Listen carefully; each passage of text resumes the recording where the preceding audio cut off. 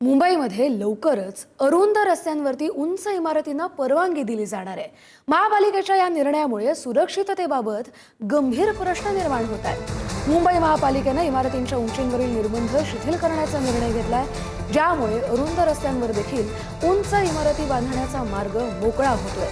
सुधार समितीने विकास नियंत्रण आणि प्रोत्साहन नियम मधील महत्त्वपूर्ण दुरुस्तीला मंजुरी दिली आहे। त्यामुळे आतापर्यंत उंच इमारतींसाठी अयोग्य मानल्या जाणाऱ्या भागांमध्ये देखील आता गगनचुंबी इमारती उभारता येणार आहेत। आतापर्यंत किमान 9 मीटर उंचीच्या रस्त्यांवरच उंच इमारतींना परवानगी होती, जे अग्निशमन दल आणि रुग्णवाहिकांसाठी प्रवेश सुनिश्चित करण्यासाठी आवश्यक होतं। मात्र प्रस्तावित धोरणानुसार 9 मीटरपेक्षा कमी रुंदीच्या रस्त्यांवर देखील भूखंडांना देखील उंच इमारतींसाठी पात्र ठरवलं जाईल। या दुरुस्तीनुसार रस्त्याच्या रुंदीवर आधारित टप्प्याटप्प्यानं उंचीची परवानगी दिली जाईल।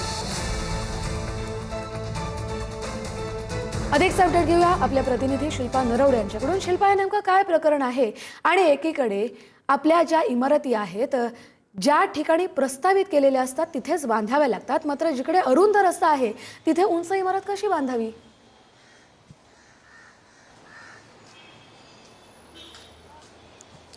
कस्तुरी, आपण जर पाहिलं तर मुंबई शहरामध्ये टोलेजंग इमारती बांधल्या जात आहेत आणि ह्या इमारतींची संख्या ही झपाट्याने वाढत आहे।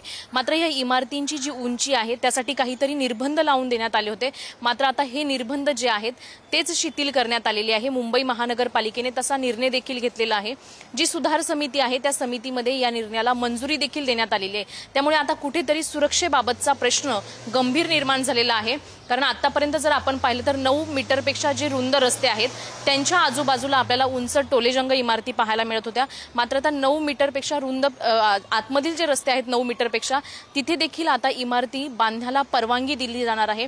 विशेष म्हणजे 9 मीटरच्या आतमध्ये जसे रस्ते असतील तशी टप्प्याटप्प्याने इमारतींची उंची मुंबई महानगरपालिका ठरवणार आहे। हो, मात्र कस्तुरी, आतापर्यंत जर आपण पाहिलं तर मुंबई शहरामध्ये इमारतींची संख्या ही झपाट्याने वाढत असताना अनेक ठिकाणी काही भागांमध्ये अजूनही रुग्णवाहिका त्या कुणी आजारी पडलं तर तिथपर्यंत पोहोचत नाही किंवा अग्निशमन दलाच्या गाड्या आहेत त्या देखील पोहोचत नाही। अशी परिस्थिती मुंबईमधल्या काही भागांमध्ये पाहायला मिळत असताना आता पुन्हा एकदा पालिकेने जो हा निर्णय घेतलेला आहे, जे निर्बंध इमारतींना लागू केले होते ते निर्बंध थेट शिथिल केल्यामुळे पुन्हा एकदा मुंबई शहरामध्ये नागरिकांची असेल किंवा टोलेजंग इमारतीमध्ये राहणाऱ्या नागरिकांची असेल त्यांच्या सुरक्षेचा प्रश्न आता पुन्हा एकदा ऐरणीवर आलेला पाहायला मिळतोय। मात्र आता या निर्णयाला मुंबई महानगरपालिकेचा विरोध होतो का काय हे पाहणं महत्त्वाचं असेल, कारण 9 मीटरपेक्षा ज्या रुंद रस्ते आहेत तिथे परवानगी दिली होती, मात्र आता 9 मीटरच्या आतमध्ये देखील परवानगी दिली जाणार आहे। त्यामुळे मुंबई शहरामध्ये गल्ली बोळात किंवा जे छोटे मोठे रस्ते आहेत त्याच्या बाजूला किंवा जे भूखंड आहेत त्यांना तिथे देखील ह्या इमारती बांधता येणार आहेत।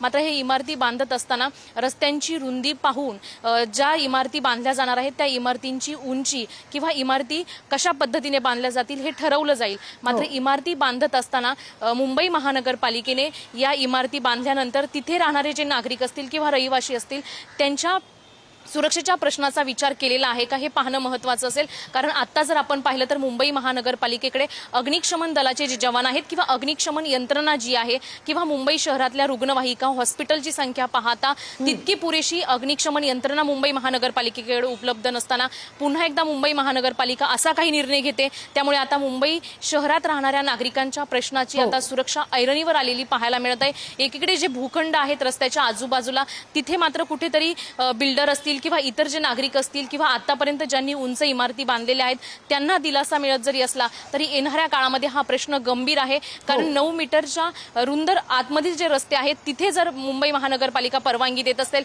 तर अग्निशमन यंत्रणा असेल किंवा रुग्णवाहिका असेल याचा देखील मुंबई महानगरपालिका येणाऱ्या काळात विचार करणार का हे पाहणं महत्त्वाचं असेल। बरोबर शिल्पा, धन्यवाद तुम्ही दिलेल्या सविस्तर अपडेटसाठी। त्यामुळे आता